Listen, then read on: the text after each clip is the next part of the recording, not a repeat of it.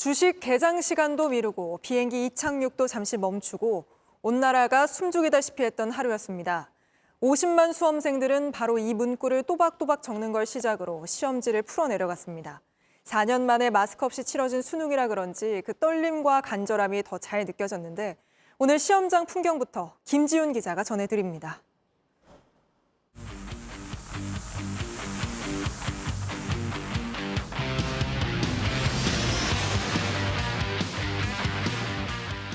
왜 늦었는지 물어볼 그런 여유도 없었거든요. 그래서 빨리 타라고 해가지고 이제 사이렌 켜고 그냥 바로 그냥.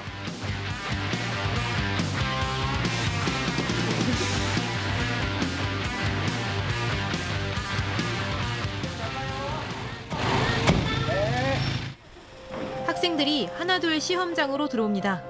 부모님과 할머니까지 온 가족이 나왔습니다. 도시락도 정성껏 챙겨 들려보냅니다. 불고기하고 김치하고 이게 국하고 이렇게 따뜻하게 싸줬습니다. 우리 공주 화이팅!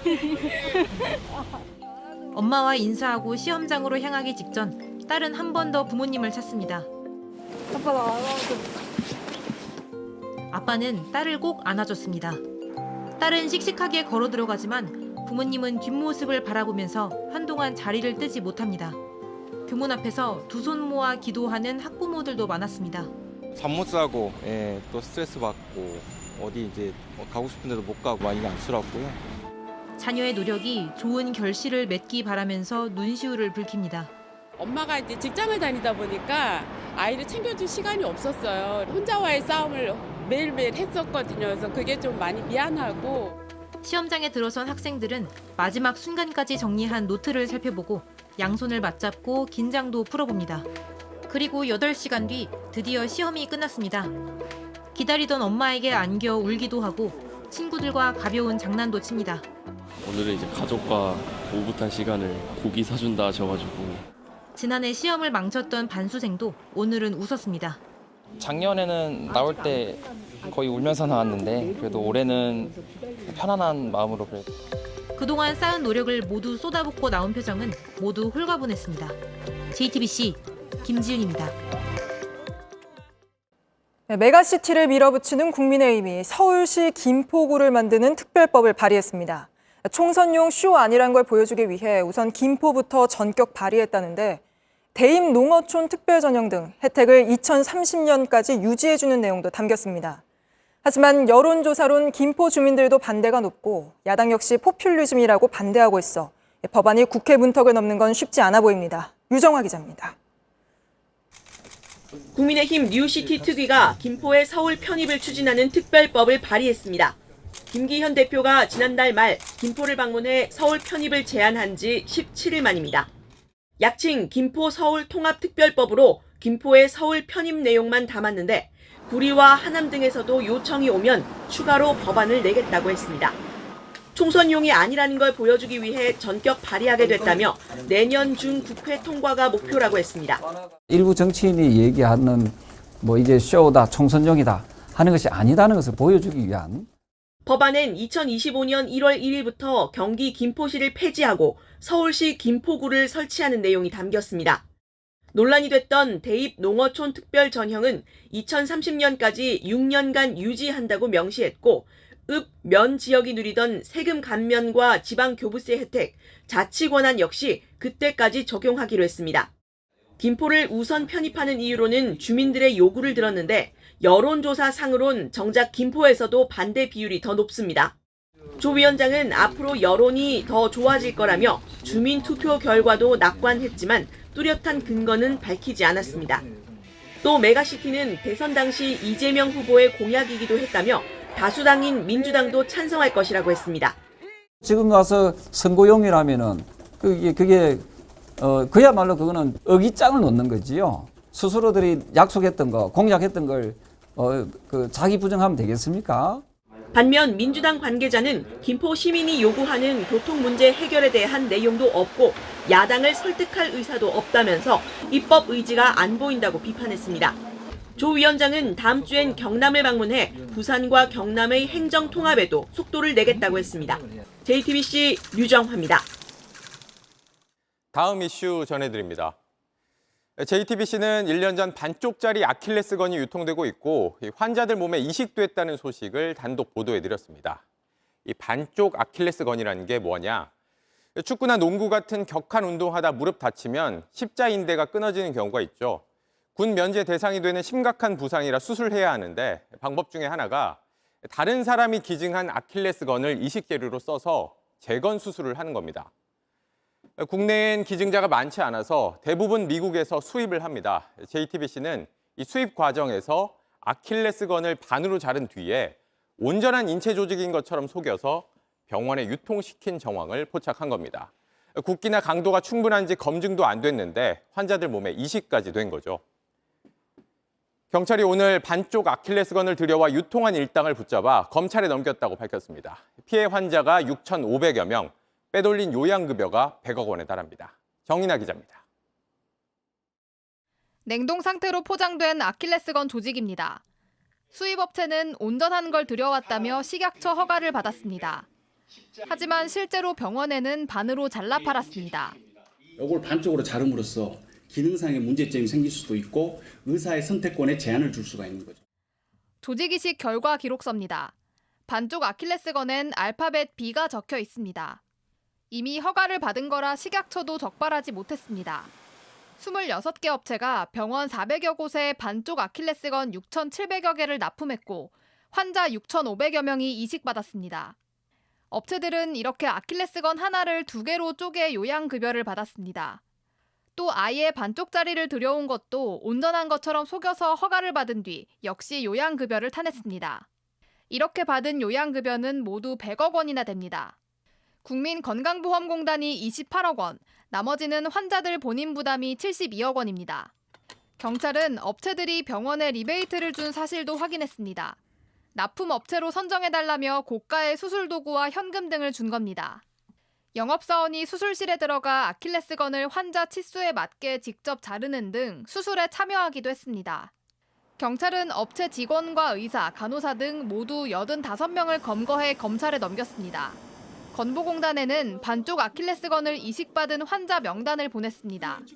건보공단은 요양기관이 아니면 부당하게 받아간 본인 부담금을 돌려받을 수 없다며 법 개정을 추진하겠다고 했습니다. JTBC 정인아입니다.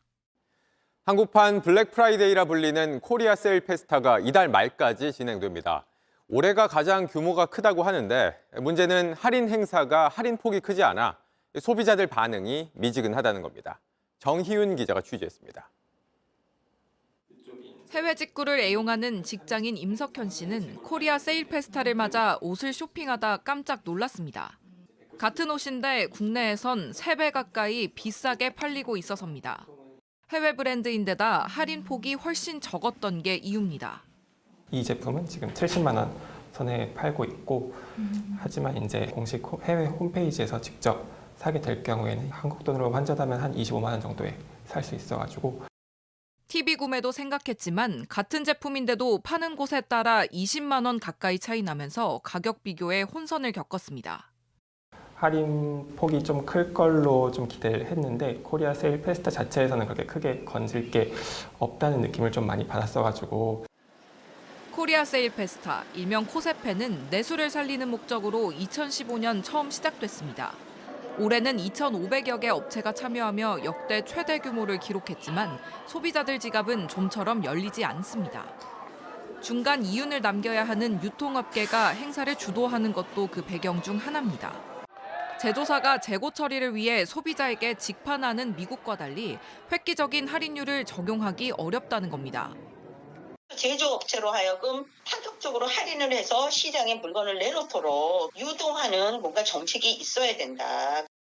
여기다 연말 시즌 유통업계가 각 브랜드를 내세운 별도 할인 행사를 병행하면서 코세페 취지는 더 후퇴했다는 평가도 나옵니다. JTBC 정희윤입니다. 서울 곳곳에 남아있는 판자촌 마을 주민들은 겨울이 가장 겁나고 작은 소리에도 불안해지는 시기라고 합니다. 비닐과 합판처럼 불에 타기 쉬운 것들 뿐이라 매년 화재 사고가 잇따르기 때문입니다. 밀착 카메라 한민정 기자가 취재했습니다. 시뻘건 불길이 치솟습니다. 비닐하우스 하나가 사라졌습니다. 여기서 살던 80대 남성 한 명이 목숨을 잃었습니다. 불이 났던 비닐하우스입니다. 지금은 원래 형태를 찾아보기 어려운데요. 뒤를 보시면 나무 기둥이 새까맣게 타서 뼈대만 남았습니다.